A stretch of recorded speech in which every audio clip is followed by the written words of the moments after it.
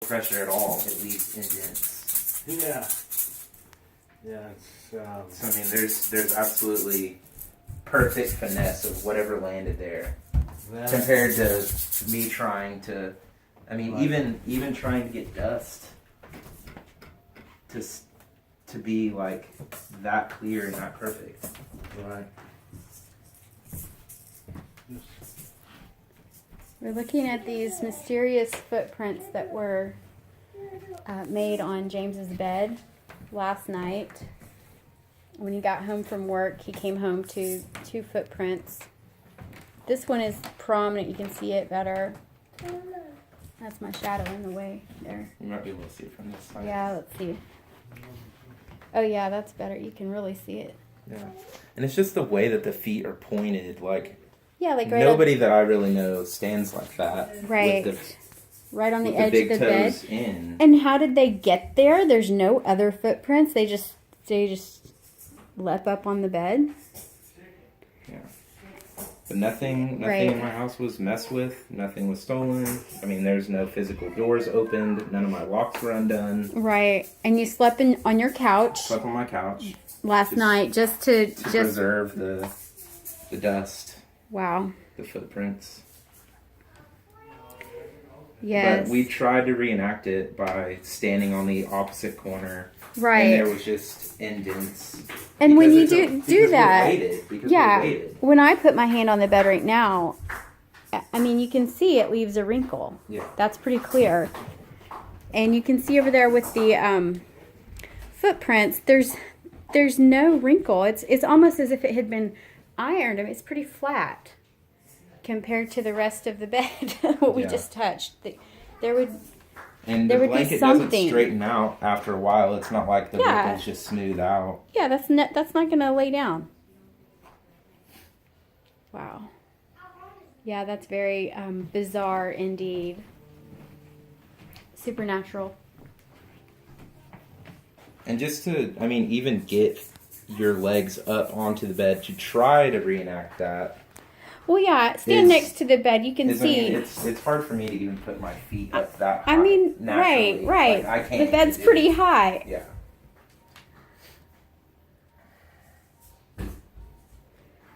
Definitely gives you more questions than answers. Yeah, definitely.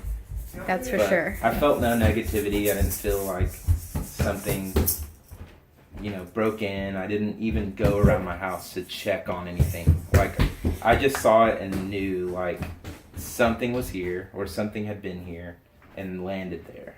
Right. Yeah. And just the total peacefulness you have about all of it. Absolutely. And like what you're saying, no locks were messed with, no windows tampered with, nothing was out of place. No other footprints anywhere. Nothing even on my floors. Right. The floors are clean. We don't really even know where this dust came from. I felt the floor. I didn't clean. I mean, I don't have dust on my hands. A little. Yeah. But not to make a prominent handprint. Right. Yeah, not the same there. And I mean, even if I'm touching my bed, it's creating wrinkles. Mm-hmm. Right. And I'll zoom in a little, like, that is a very clear footprint. And you can see the toes. They're very spread out. That's another difference that I noticed. Yeah. My toes are very close together. And these, I mean, you might not be able to see it in the camera, but they're very spread out here. Mm-hmm. Yeah.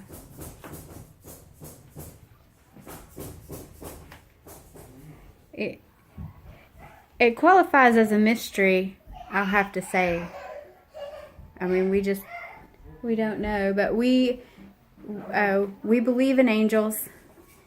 And you have your worship music playing all the time. Yeah. Just welcoming is, them like, in. Anybody that walks in this place knows and automatically feels peace. Mm-hmm. And, like, my mother said it, I've heard you say it, and I've heard my sister say it, and all of them, and all of these people that are saying it are very strongly, strong believers. So it's like, for these people to walk into my house and just proclaim peace all the time, like, even the repairs that we did at this place, everybody prayed while they worked. And it was just like, I've never had anybody just come in here and just not love it, like automatically. So, Right.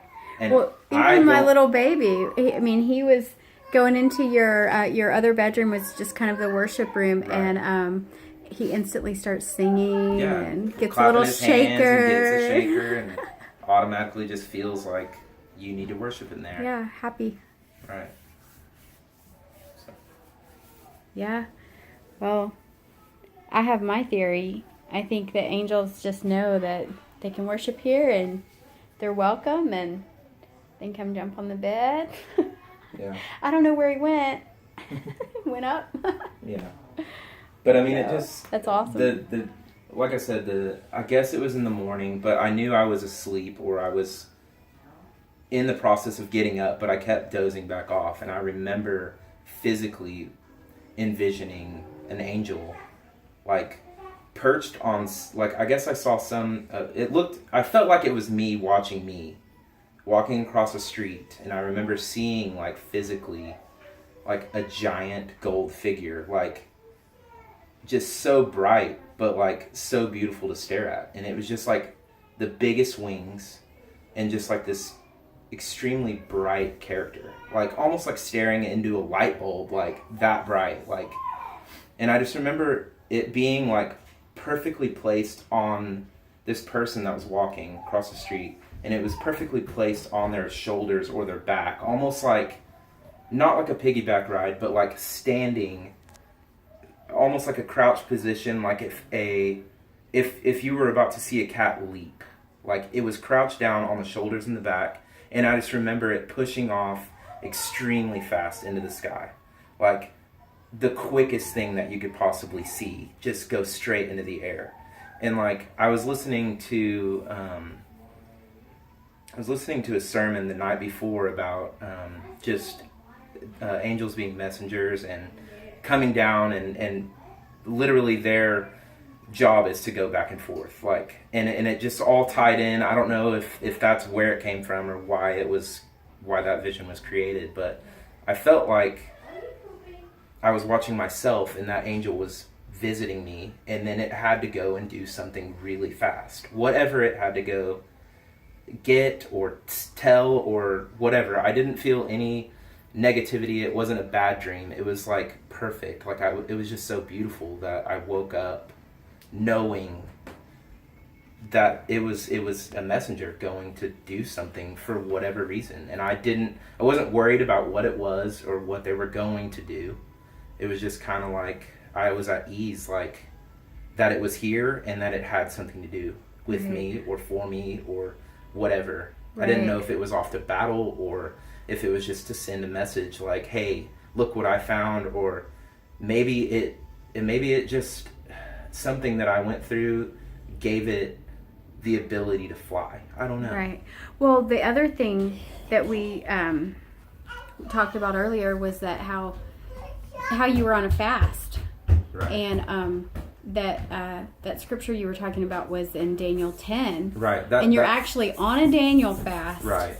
And he fasted and he got a breakthrough, and then now, and you weren't looking for that. No, you I wasn't just were asking for fasting because you decided to go on a 21-day fast. Right. Because you had realized it was 21 days until your 30th birthday. Mm-hmm. And so you're still in that fast right now. Right.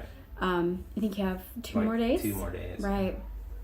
So but, yeah, you were given this physical sign that really correlates with that whole passage that you were hearing taught. And not only that, but the dream. And the dream, when exactly was the dream in correlation with these footprints? The morning that this happened, I mean, it was in the morning when I got out of bed. Okay. I straightened my bed up whenever I left my house. Mm-hmm.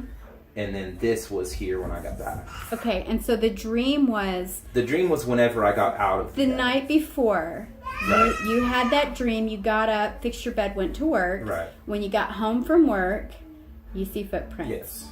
That oddly kind correlated to your dream. Right. Yeah. Really, really yeah. similar. Because so about not even 24 hours later. Yeah, I just felt like in the dream it was kind of like the takeoff. Yeah.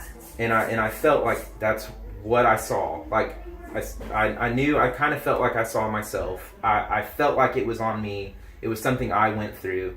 And it was just like, yeah, like pushing off. Like the way I kind of explained it is like if we were swimming, and the fastest way to get across the pool if you're in the pool is to grab the wall or push off the wall. And like Olympic swimmers do it. They push off the wall to get to their next. To gain some momentum. Right, and that's how you get across the pool as fast as possible. And that's the exact movement that I saw off the person's shoulders, was the angel pushing off as fast as possible. And then this happens, and I kind of just like, okay, well, maybe it landed here.